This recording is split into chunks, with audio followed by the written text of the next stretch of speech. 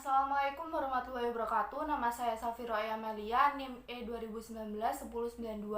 Di sini saya akan mengerjakan tugas UTS yang diberikan oleh Bapak Abdul Wadud Nafis, LCMEI, yaitu mereview 3 video teman saya. Yang pertama, saya akan mereview video Nabilatus Zahro tentang pengantar ekonomi makro, yaitu pengantar ekonomi makro. Penjelasannya, yang pertama, ekonomi adalah pengelolaan manajemen rumah tangga.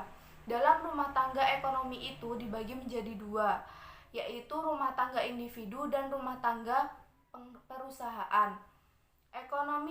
Ilmu ekonomi adalah ilmu yang membahas tentang perilaku manusia yang memiliki sumber daya terbatas dan mengelolanya dengan baik, sehingga tercapai tujuan yang diinginkan. Ilmu ekonomi dibagi menjadi 3. Yang pertama, deskriptif. Deskriptif itu bagaimana kejadian ekonomi dalam suatu negara atau daerah. Yang kedua, terapan, yaitu membahas secara khusus tentang terapan teori ekonomi dalam rumah tangga produksi. Yang ketiga, teori. Teori dibagi menjadi 2. Yang pertama, mikro. Mikro adalah perilaku konsumen dan perusahaan. Yang kedua, makro, yaitu studi tentang ekonomi secara keseluruhan. Selanjutnya, konsep dasar ekonomi makro. Yang pertama, pendapatan dan pengeluaran negara. Yang kedua, pengangguran. Yang ketiga, inflasi dan deflasi. Yang keempat, uang dan fungsinya. Yang kelima, permintaan dan penawaran agregat. Yang keenam, ekspor dan impor. Selanjutnya, yang terakhir, penjelasan tentang perbedaan ekonomi makro dan mikro, yaitu dari segi produksi. Mikro untuk satu perusahaan dan makro secara nasional. Yang kedua, dari segi ketenaga kerjaan. Yang pertama, mikro hanya dalam satu ketenaga kerjaan dan makro secara keseluruhan. Yang ketiga, konsumsi. Konsumsi yaitu makro hanya di individu dan konsumsi makro makro konsumsi negara. Selanjutnya, saya akan mereview video Nurlaili Maulida tentang konsep dasar ekonomi Islam. Yang pertama, pengertian tentang ilmu ekonomi adalah sebuah cabang ilmu yang membahas tentang perilaku manusia dan memenuhi kebutuhannya juga memuaskannya.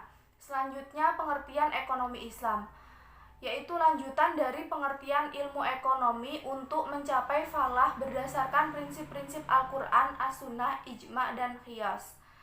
Selanjutnya, sumber hukum ekonomi Islam. Yang pertama, Al-Quran. Yang kedua, As-Sunnah. Yang ketiga, Al-Ijma. Yang keempat, Al-Qiyas. Selanjutnya, dasar-dasar ekonomi Islam. Yang pertama, tauhid. Yang kedua, asidik dan amanah, yaitu tanggung jawab. Yang ketiga, mengakui hak milik individu dan umum. Yang keempat, al-adalah. Yang kelima, al-tawazun. Dan yang terakhir, al-ta'awun. Selanjutnya, prinsip-prinsip ekonomi Islam.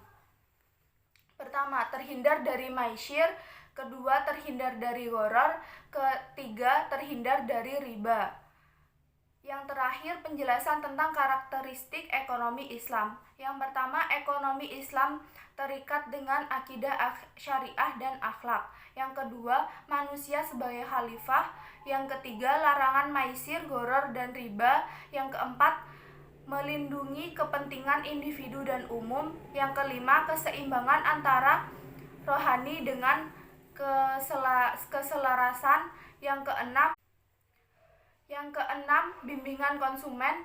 Yang ketujuh, petunjuk investasi. Yang kedelapan, zakat. Yang terakhir, saya akan mereview video Sulfaul Nuha tentang perhitungan pendapatan nasional. Yang pertama, pengertian tentang pendapatan nasional adalah nilai total akhir dari suatu negara, dari semua barang dan jasa yang diproduksi dalam satu tahun. Yang kedua, konsep pendapatan nasional. Yang pertama, produk domestik bruto. Yang kedua, produk nasional bruto. Yang ketiga, produk nasional neto. Yang keempat, pendapatan nasional neto. Yang kelima, pendapatan perseorangan. Yang keenam, pendapatan siap dibelanjakan. Selanjutnya, manfaat perhitungan pendapatan nasional. Yang pertama, mengetahui tingkat kemampuan suatu negara. Yang kedua, mengevaluasi kinerja dalam perekonomian. Yang ketiga, mengukur perubahan suatu negara secara berkala. Yang keempat, selanjutnya, pendapatan nasional dalam perspektif ekonomi Islam. Yang pertama, harus dapat mengatur pendapatan individu. Yang kedua, harus dapat mengatur produksi di sektor pedesaan. Yang ketiga, harus dapat mengatur kesejahteraan ekonomi Islam. Selanjutnya, pendapatan nasional dalam perspektif ekonomi Islam. Yang pertama, harus dapat mengatur pendapatan individu. Yang kedua, harus dapat mengatur produksi di sektor pedesaan. Yang ketiga, harus dapat mengekspor kesejahteraan ekonomi Islam.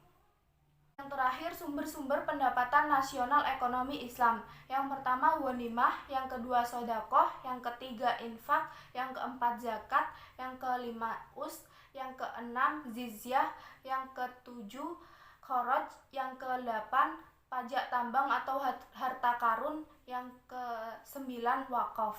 Sekian dari saya. Wassalamualaikum warahmatullahi wabarakatuh.